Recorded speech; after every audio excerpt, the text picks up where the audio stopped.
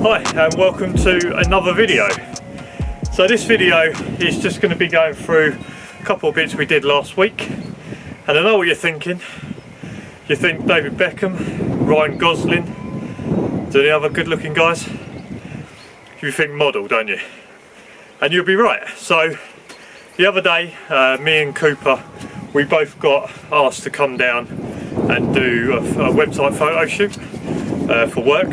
So they needed some photos for the website, needed some photos for the dog handling part of that, and we was asked to come down. So it was good fun, and to be fair, Cooper behaved himself.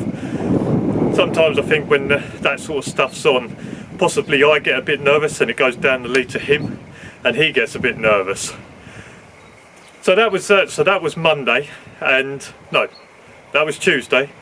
And before that, I took my dog into town. Now, I've said to you a lot of times before that I trust my dog 100%, and the reason that I do the training the way I do is that I want to be able to trust him around people, and that when we go out for days out, I'm not constantly worried about my dog turning around trying to bite people. And my question for this video is a NASDO one, and I just want you to name the 4 leash faults that you can have according to the NASDO handbook. Oh!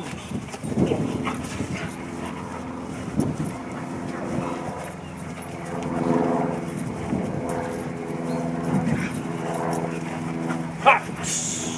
Ha! Oh!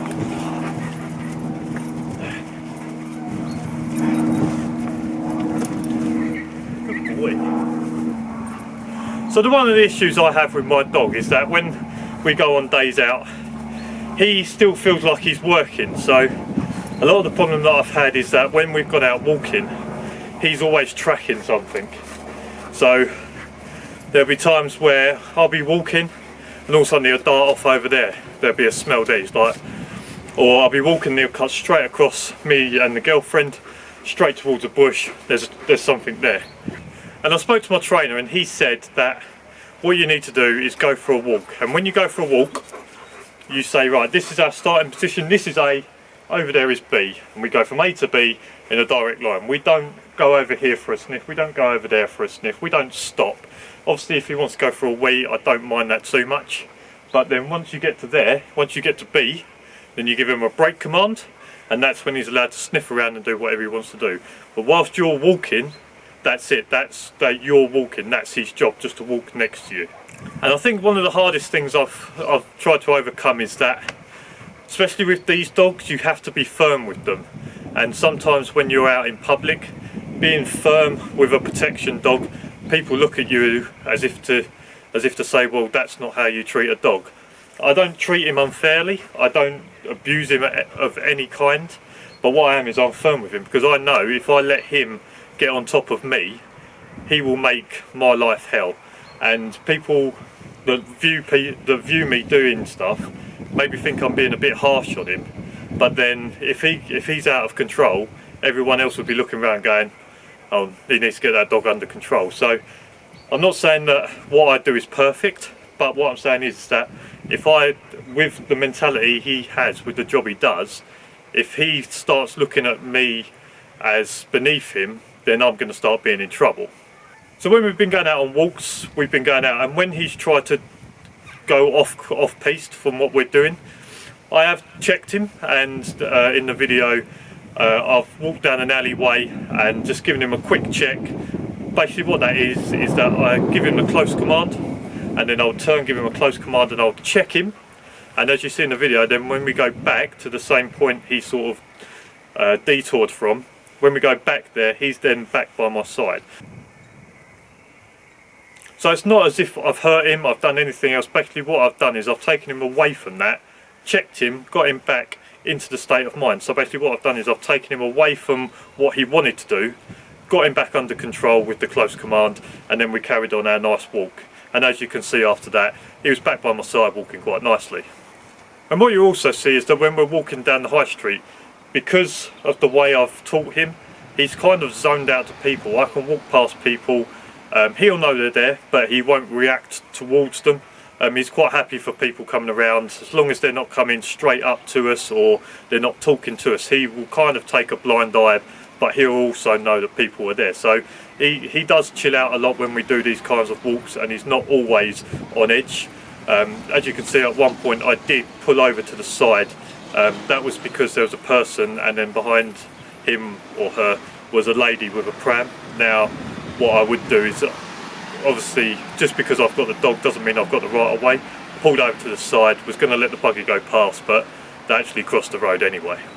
And the next couple of clips from our walk, what you'll see is that we was walking up, and it was important for me at the very start when he was a young age, is that when we approached any road I gave him a wait command, and I kind of drilled it into him that when he gets the wait command at a road is that he doesn't leave until we say cross or we say close and we start walking. The reason I'd done that was because obviously, as big as powerful as he is now, he could quite easily drag my girlfriend into the road. So if he started pulling and she wouldn't be able to stop him, he could quite easily pull her into the road, and obviously he could go into the road in front of traffic. So I put in a wait command, and as you can see from the video, he's very good. As soon as you say wait, bang, he stops there, and he will wait. He may take a step, but as soon as you say wait again, he'll stop. And then once you're happy that the road's clear, you can say close or cross, and he'll walk with you across the road. But for me, most of this is that obviously as a dog handler, I know I can walk him through training. He has his moments where he's a bit tough, but I can kind of overpower him, and I can walk him quite nicely. And if he does start to get a little bit naughty, then obviously I can sort that out. The main issue is that my girlfriend needs to be able to walk him. So he is her dog as much as he is mine. Obviously I work him, but other than that, he is her dog as well. And it's nice that she would be able to take him for walks. Lately she's not been wanting to walk him because we'll be walking down a road, or we'll be walking and all of a sudden he will divert across towards a bush, and then he'll be there and he'll be like, there's a scent there, and then she's like a tug of war trying to pull him off, and it just becomes a game of tug of war. She's not quite strong enough that if he really pulls that she can stop him, and a lot of that is doing exactly the training that I've done. So when we do the walking, if he starts to divert, all she needs to do is say leave it and just keep walking. A lot of this stuff, if you just keep moving and the dog will start coming. Oh, thank you. What you got? Oh, careful, nearly. That was nearly. And whilst we was on our walk, we actually came up against an old lady and her dog walking towards us, and it was in quite a tight alleyway. Now, I've said before that my dog likes other dogs, so I've got no worries about him wanting to attack the other dog. But what you can see in that is that once she gets him down into a down, is that he's very alert, and you can kind of see where this could go. And as you saw, as the lady walked past, he stood up and turned around to see where she was. And what I like about that is that my dog went from the side. Yes, he went to the front, but what he done is he went to the front to spin round so that he could keep his eye on the lady that's just walked past. What he's trying to make sure there is that although the lady's walked past, that she doesn't spin round and come back behind us. So when he's in front, he can see exactly what's going on. And when he's happy, or my girlfriend is happy that that lady's gone and the threat is gone, then he can walk on. And that's just his protective side coming out. That's from some of the training that we do. Not that he doesn't trust people, but he wants to know what's going on. And if he's alert to someone, he wants to make sure that they're completely out of the picture before he can just carry on and do his normal stuff. And it's also good to get your dogs out because you can tackle stuff like stairs. So stairs is good because you don't want the dog to be racing off in front. Obviously, when you're walking up the stairs, my girlfriend's got the dog nice to the side, walking up the stairs nicely. What you don't want to do is when they start going down the stairs, is that the dog starts sprinting down the stairs and pulling my girlfriend down the stairs. So trying to do like stair etiquette as well, where he will be by the side, and then especially when you're going down, that he'll go at the same pace you do. And also, as you can see, my girlfriend can do the road crossings as well. She can get him to wait. and he'll wait there until she says, okay, let's cross. So that's important as well. And as you saw in the video, when we were coming up to the road, the girlfriend got him to stop and wait, and then a van come across. She was happy to go. She said, okay, cross, and then they crossed.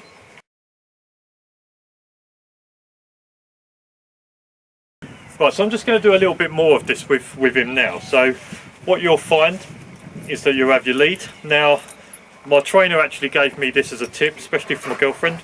With a rope lead, what I've done is I've tied a knot into it, and basically what that's for, so I've said to you before that you could, for safe lead, goes through your wrist and then over your thumb, wrap it round, and that won't get pulled out.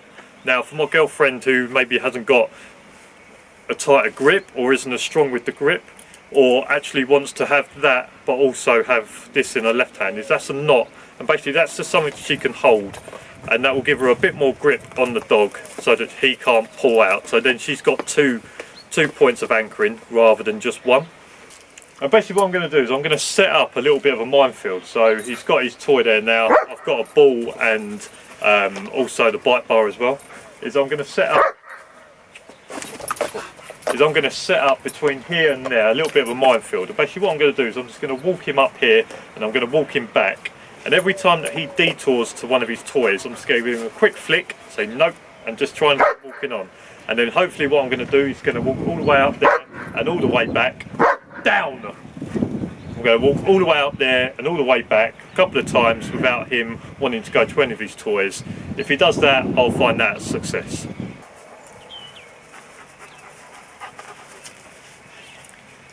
Right, so I've set three obstacles up there. So basically all I'm going to do, we're going to kind of slalom through them, and I'm going to go quite close to him, and when he decides that he wants to go for one, I'm just going to give him a quick check, say no, leave it, and walk on.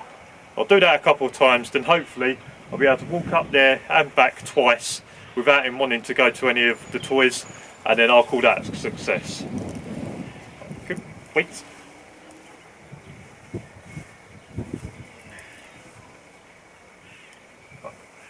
Close. Ah. Close. Nope.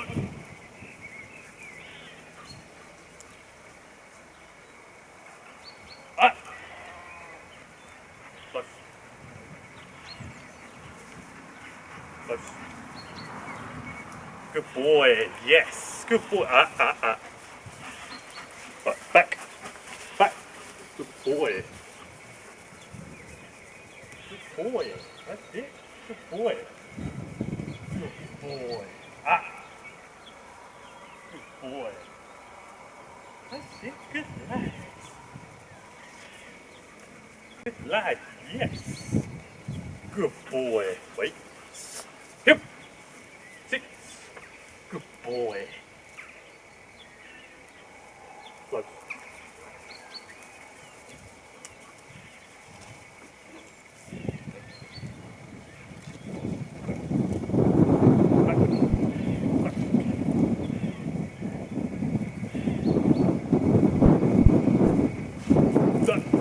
Good boy.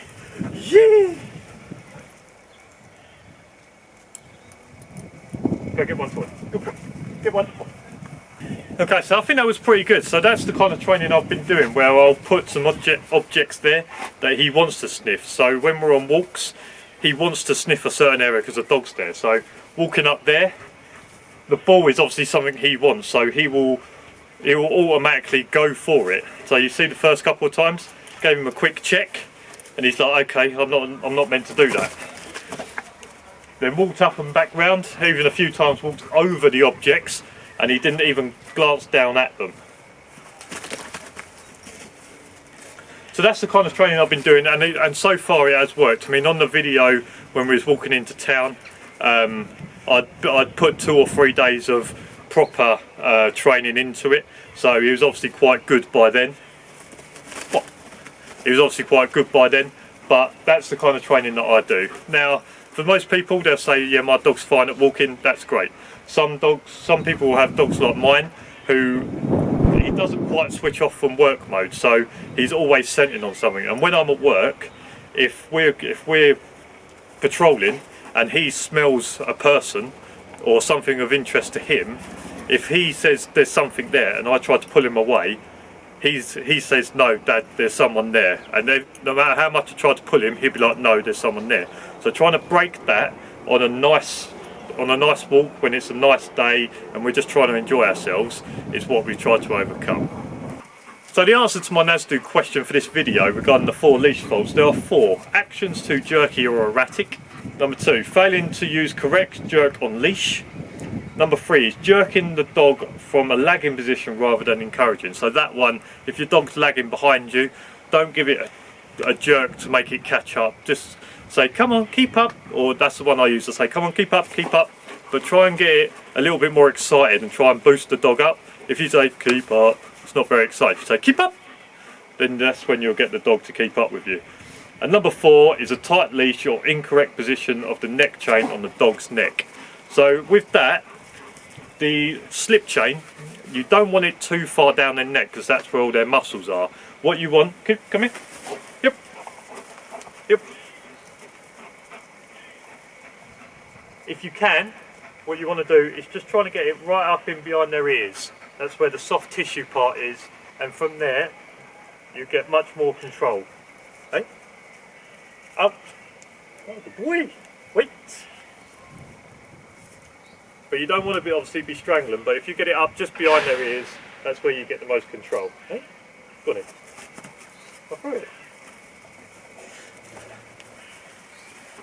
So I hope you got something out of this video. I feel like it's been a bit of a muddle, to be honest. I don't really know if this video has really worked out too well, but I'll put something together and I'll get something out to you. Make sure you like and subscribe and have a good week, and I'll see you next Saturday, 9 o'clock.